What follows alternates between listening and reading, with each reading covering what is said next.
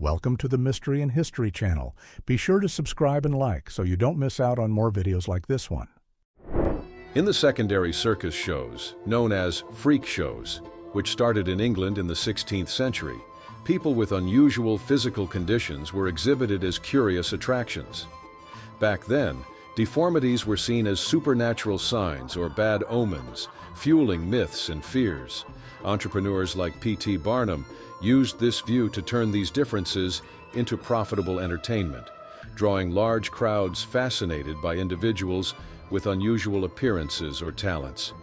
These shows not only exploited sensationalism, but also created opportunities for many performers to gain recognition and even wealth.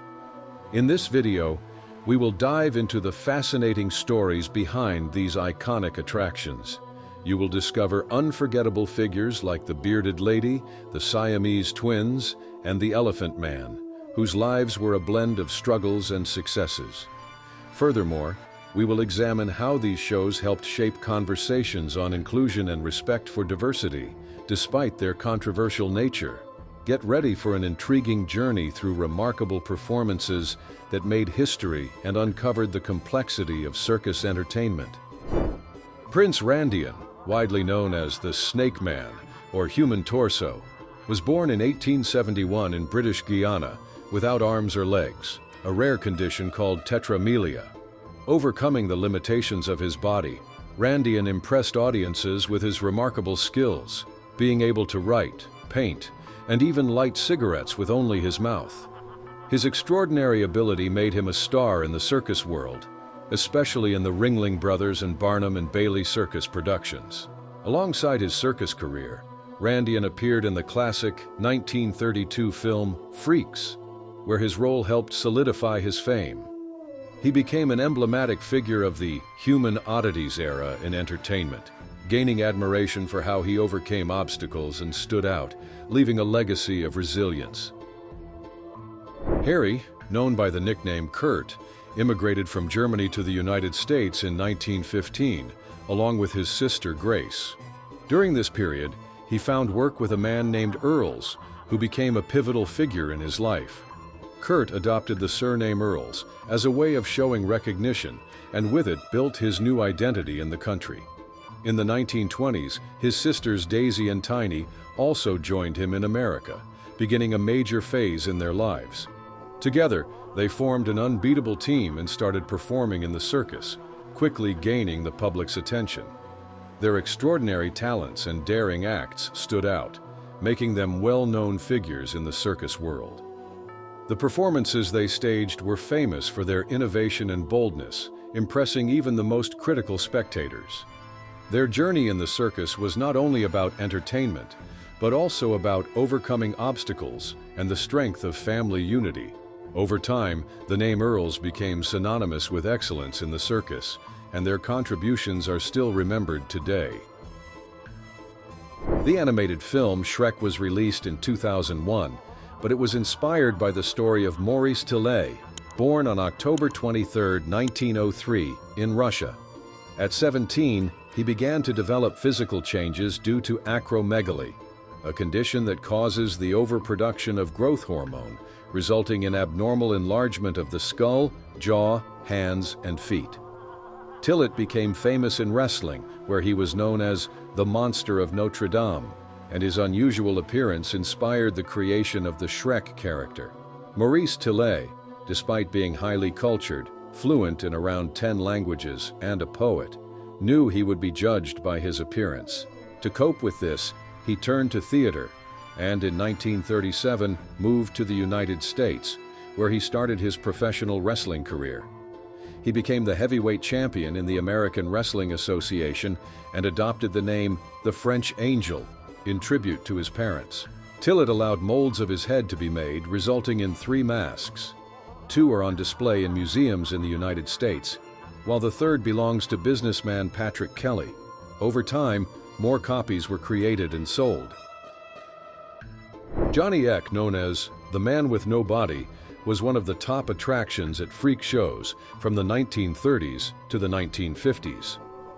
Born with sacral agenesis, a rare condition that left him without the lower half of his body, Johnny defied expectations by showcasing impressive talents.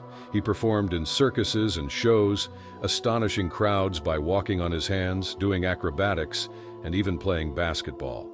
His skill and determination broke down prejudices about disabilities, making him a captivating and inspiring figure. His performances were not just about his condition, but also highlighted his agility and creativity. Johnny gained independence and mastered activities that seemed impossible for someone in his situation. In addition to performing, Johnny Eck pursued a career as an artist, exploring painting and sculpture. He also appeared in films, most notably in the 1932 horror classic Freaks. Although his performances were sometimes seen as exploitative, Johnny embraced his uniqueness and used it to challenge physical barriers. His legacy remains a symbol of perseverance and determination. Miran Dejo, born as Arnold Gerrit Henskes in 1912, was a Dutch artist known for his impressive physical endurance displays in which he would pierce his body with objects such as swords, knives, and other sharp items without showing visible signs of injury. His body-piercing act drew large crowds and amazed both the audience and doctors, who couldn't explain how he managed these feats without suffering permanent damage. Dejo claimed to have developed an extraordinary ability to resist pain, making him a medical enigma. During his performances, he often spent long periods with swords through his body from side to side, showing remarkable endurance. Unfortunately, in 1948, his career was tragically ended when he accidentally swallowed a needle, which led to fatal complications and his premature death. His life and accomplishments continue to be a fascinating mystery in the history of entertainment and medicine.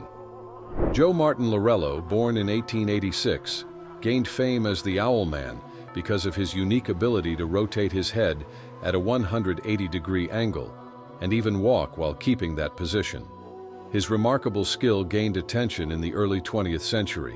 In 1921, he moved to the United States, where he joined the famous Barnum and Bailey Circus, becoming one of the most popular attractions in the show. His ability was documented in a famous photograph for Life magazine in 1940, which showcased him as one of the most extraordinary figures of the time. Cuckoo, known as the Bird Girl, was born in 1880 in Georgia and had Verco-Sekel syndrome, also called bird-headed dwarfism. This condition gave her distinctive features: a small head, beak-like nose, and receded jaw. During her performances, she wore a bird costume with feathers and a plume tiara, emphasizing her nickname. Her performances were characterized by eccentric dances and gestures that mimicked those of a bird, swinging her arms like wings. By transforming her physical traits into art, Cuckoo became an iconic figure in freak shows.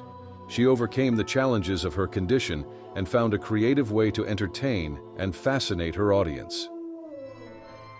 Pip and Flip were twin sisters who had microcephaly, a condition that causes a deformity in the skull, resulting in a smaller head and cognitive difficulties.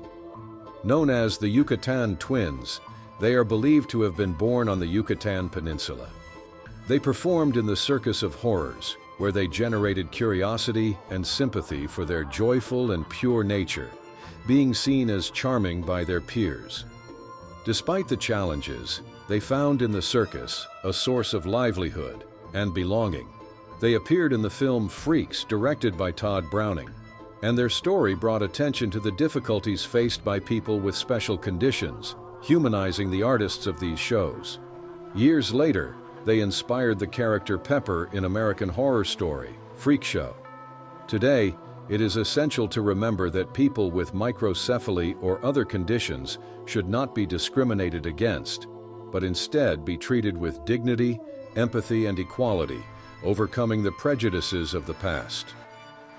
Ella Harper, born in 1873, had a rare condition called genu recurvatum, which caused her knees to bend backward, making it hard for her to walk upright. As a result, she moved on all fours, which was more comfortable for her. Her condition limited many everyday activities and made social interactions hard, with her often being treated as different. In 1885, she became famous as the Camel Girl, by performing in circuses, drawing large crowds with her unique ability. Despite the hardships, Ella used her talent to support herself, becoming a symbol of resilience. The two-headed man became famous in freak shows in the early 20th century. He was born with a rare condition called parasitic twins, which led to the partial development of a second head attached to the main one. This anomaly made him one of the most popular attractions at circuses and fairs, attracting large crowds. His condition came from the fusion of two embryos in the womb, making him a one-of-a-kind and intriguing figure that aroused much curiosity. Grady Stiles Jr., known as Lobster Boy, was born with ectrodactyly, a rare condition that deformed his hands and feet, making them resemble lobster claws. Continuing the family tradition, he performed in circuses and sideshows. His personal life was filled with turmoil, marked by alcoholism and, in 1978, the murder of his daughter's fiancé, which led to his imprisonment. His story reflects the challenges faced by people with uncommon physical conditions.